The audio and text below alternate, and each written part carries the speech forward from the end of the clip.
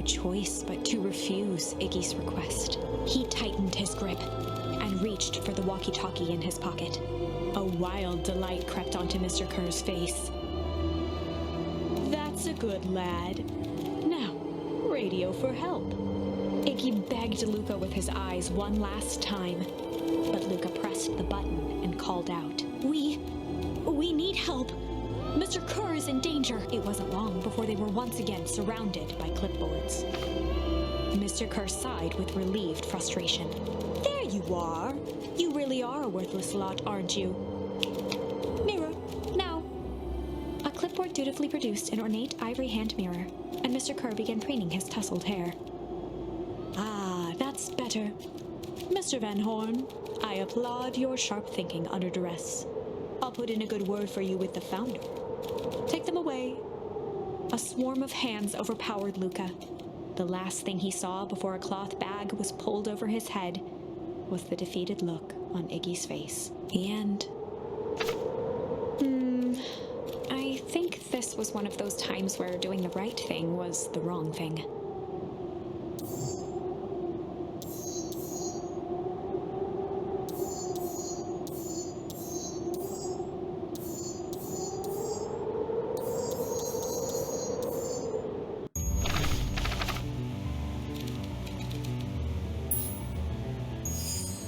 Well, time to bust out the tickles.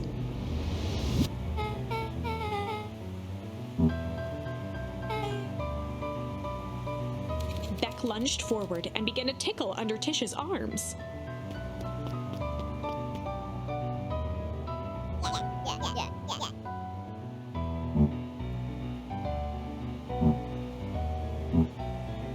Tears began to form in Tish's eyes as she gasped for breath between gales of laughter. Beck redoubled her efforts until Tish finally had had enough.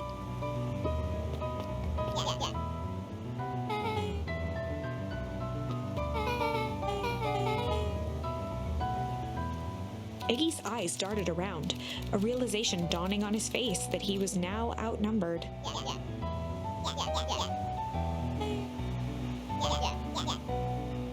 Iggy kicked at the puddle before making his escape.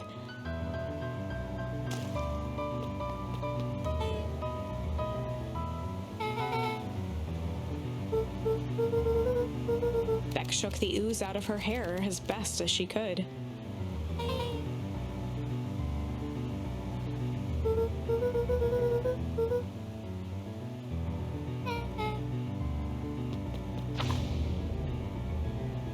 Chapter 4. The best policy. Luca paused for a moment, catching his breath. He'd only just met Beck, and somehow he already managed to drag her into this mess. Hopefully he could make it up to her, but finding Rollo was his primary concern.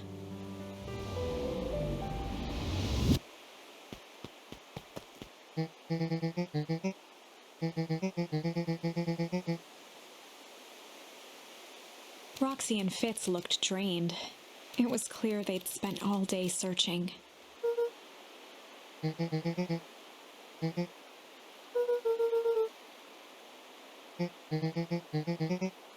Roxy's temper could often be dismissed as the impatience of an older sibling, but this was the most intense Luca had ever seen her.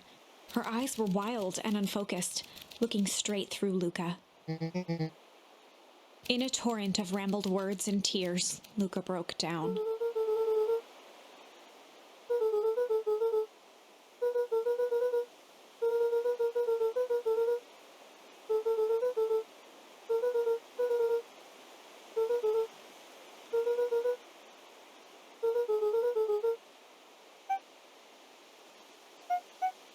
Roxy, still exhausted and angry, softened briefly as her eyes hunted the ground in thought. With a determined sigh, she looked up at Luca. Roxy drew herself up.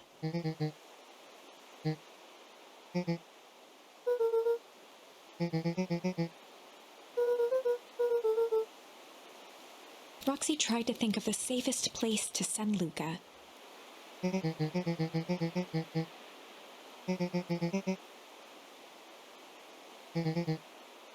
Luca wiped his cheeks and gave a quick nod.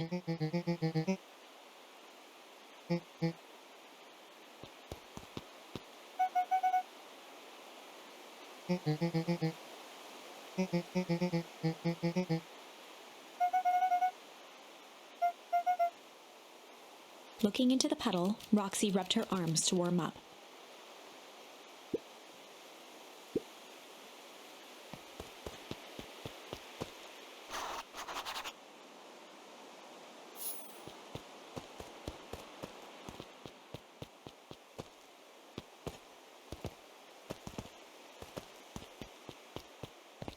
Mr. Nuncreed jumped with a start.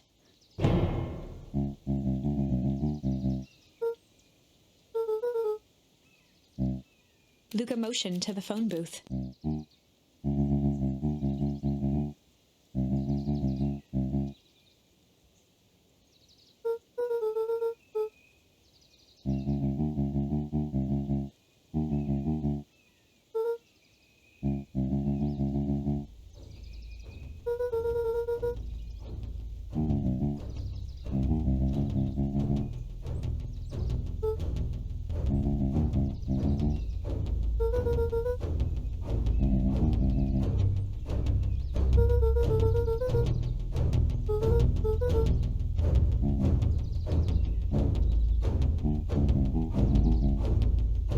Mr. Nuncreed gently placed one of his substantial hands on Luca's shoulder.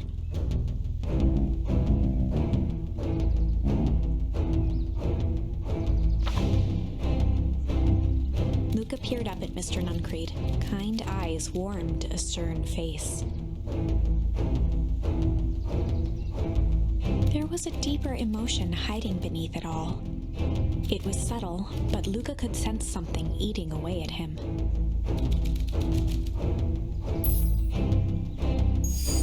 There was a shame lurking behind those eyes. A deep sadness. If Mr. Nuncreed was that worried about Rollo, maybe he could help.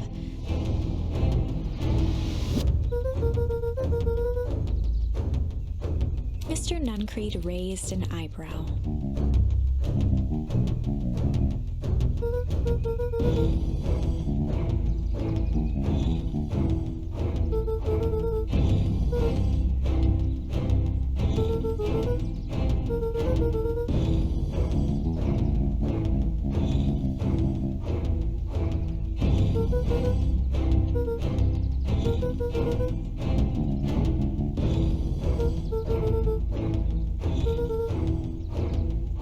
Mr. Nuncreed's shoulders slumped.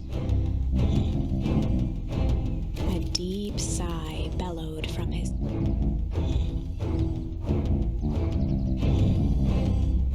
Luca attempted to take a step back, but Nuncreed's hand...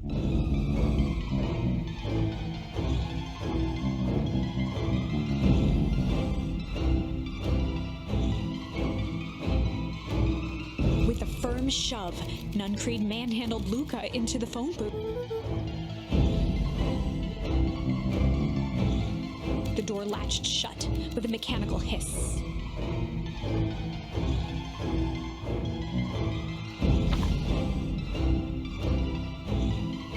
As Luca pounded the glass, the floor dropped from under his feet. The inside of the phone booth was now a loose capsule plummeting at gravity's whim. Luca winced and pressed his hands to the walls. As he braced for impact, the capsule hurried to a surprisingly smooth stop. He felt a cold rush of air and opened his eyes with hesitance. Two large figures in hazmat suits occluded his view. Luca heard the deep, resigned voice of Mr. Nuncreed over an intercom. He knows too much. The end. Wait. No. This isn't the end. I know there's still much more. Somehow this went wrong. Okay, let's try something else.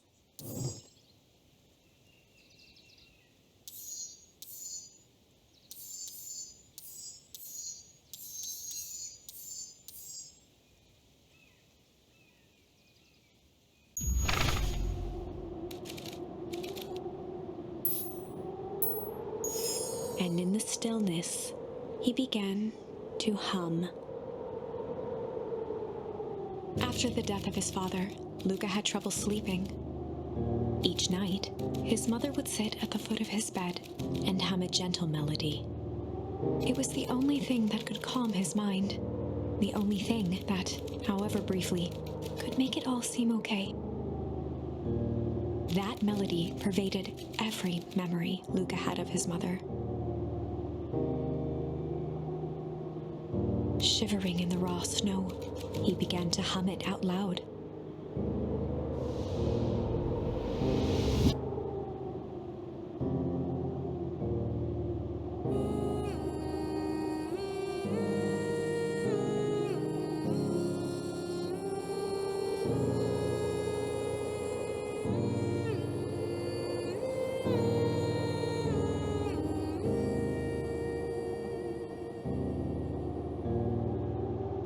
Gran lowered the torch, listening closely.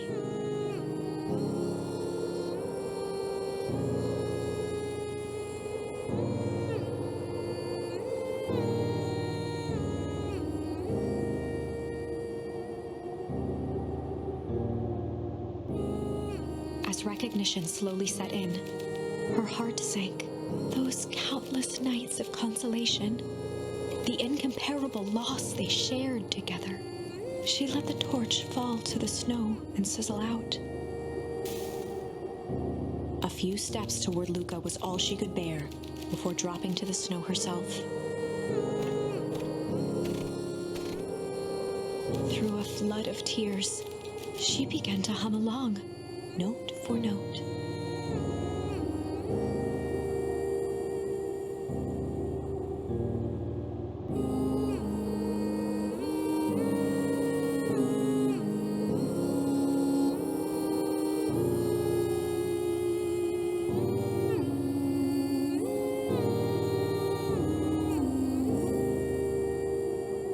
Lifted his head in astonishment.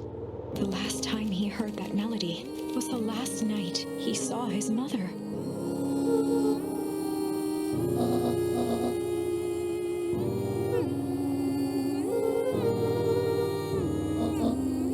Luca blinked through blurry, watery eyes, trying to see more clearly. He could just make out the impression of a familiar face. He peered across the snowscape at the woman on her knees. Something about her was undeniably his mother, only smaller, older, changed.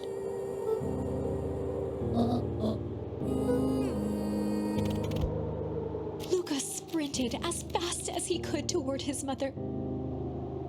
They held each other close, and the cold retreated from their bodies.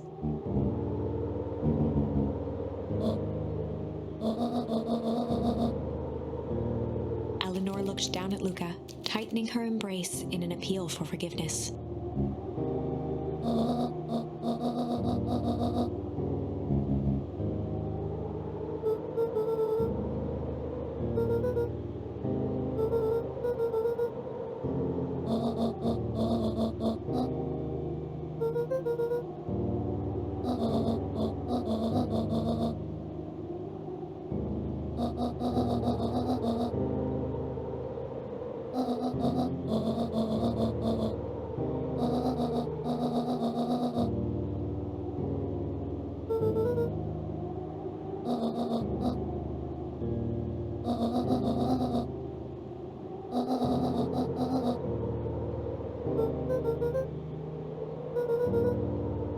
Joseph slumped into the cold, wet snow.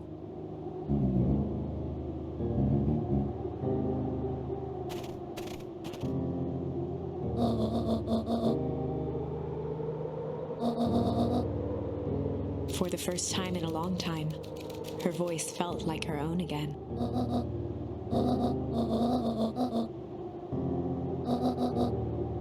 Luca gazed down at Nuncreed with pity. He looked small. Joseph stared into the snow as if searching it for answers.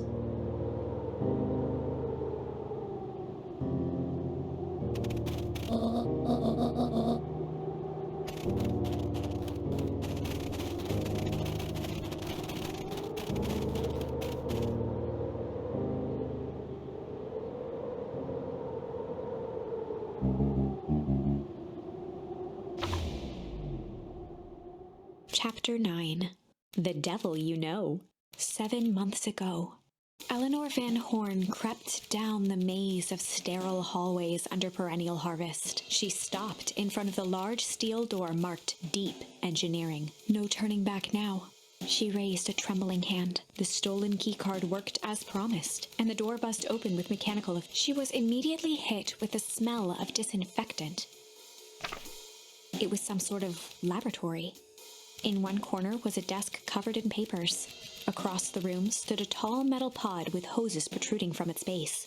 She rushed to the desk and began shifting through the piles of papers. They were experiment reports on something called Tempus Liquamen. There were dozens of them. Every one stamped failed. Eleanor heard the sharp echo of footsteps approaching. She was out of time. Her eyes scanned the room, eventually landing on the strange pod. Muttering a curse under her breath, she dashed over and dove inside.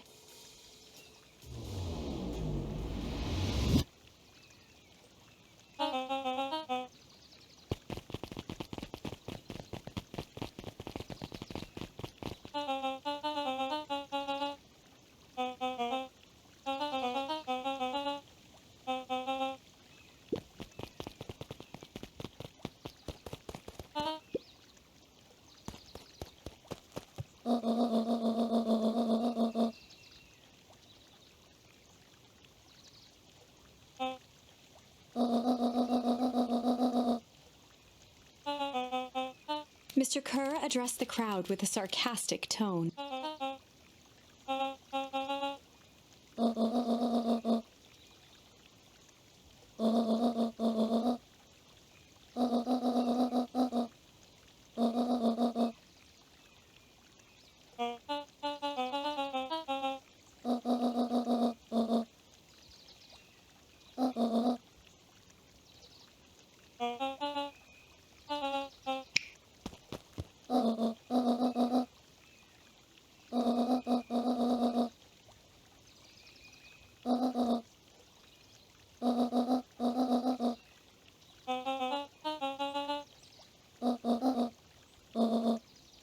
Whispers filtered through the crowd.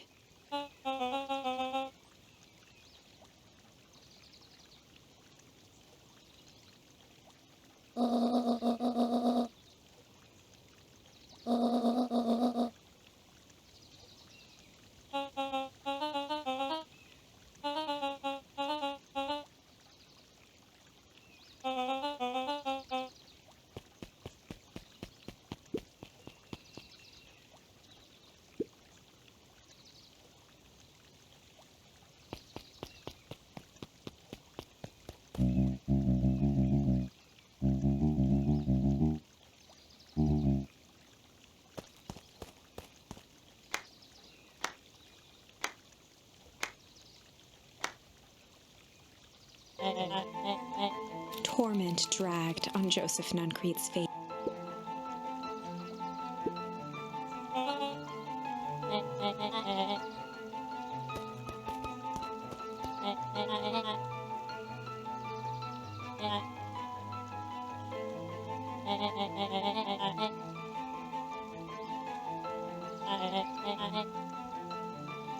He paused for a moment, plucking a piece of fuzz from his sweater and discarding it to the ground.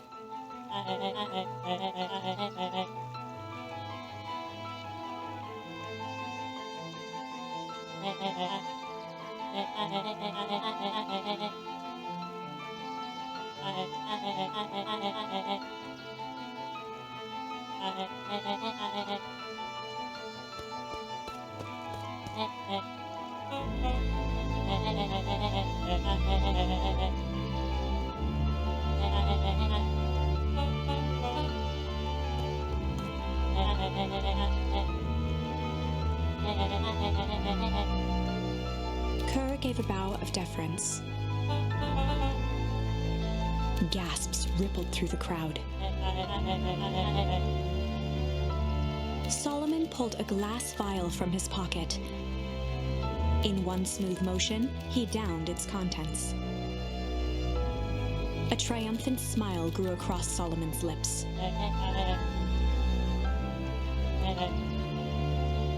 His body and face began to contort and expand as he disappeared into a belching.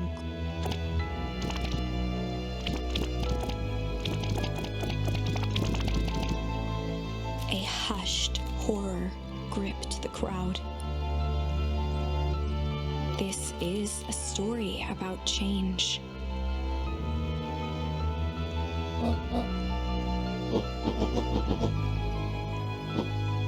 Sharper examined his new hands.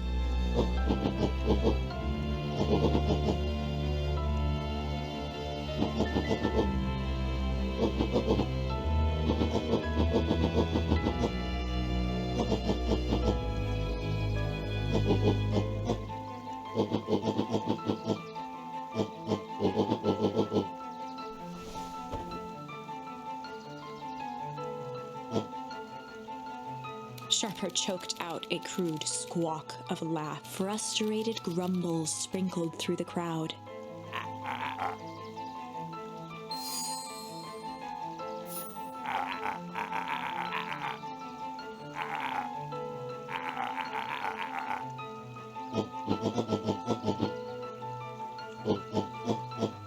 William Kerr gave a subtle nod to the clipboards.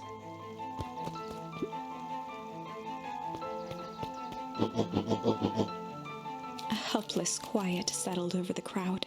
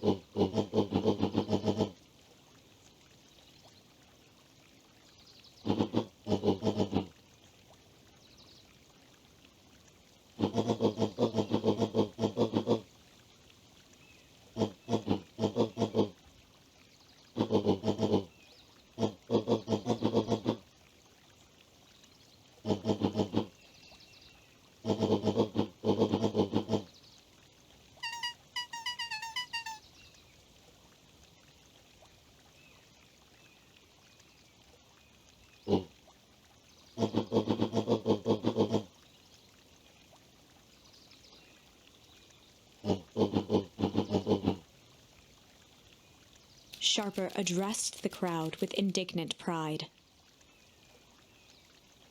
He'd planned this moment for so long that now, at the deed's fruition, it almost felt frivolous.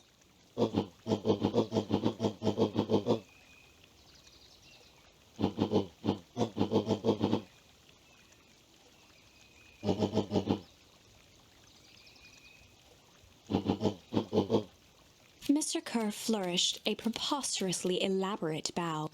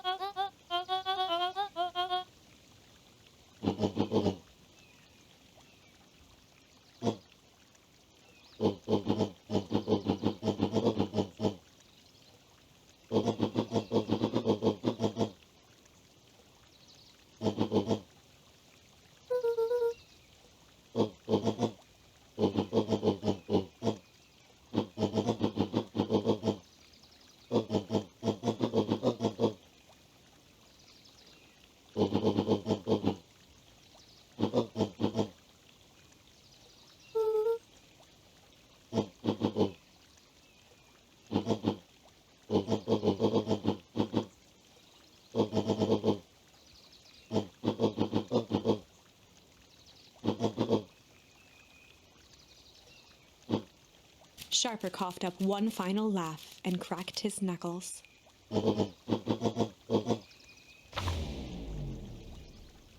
And so, Sharper set about remaking the town in his own image. The fertilizer factory soon reopened for business. Sales rose steadily as more and more farmers across the countryside began to swear by its miraculous properties. Beacon Pines became famous, a secretive town that, for the right price, shared its gifts with all.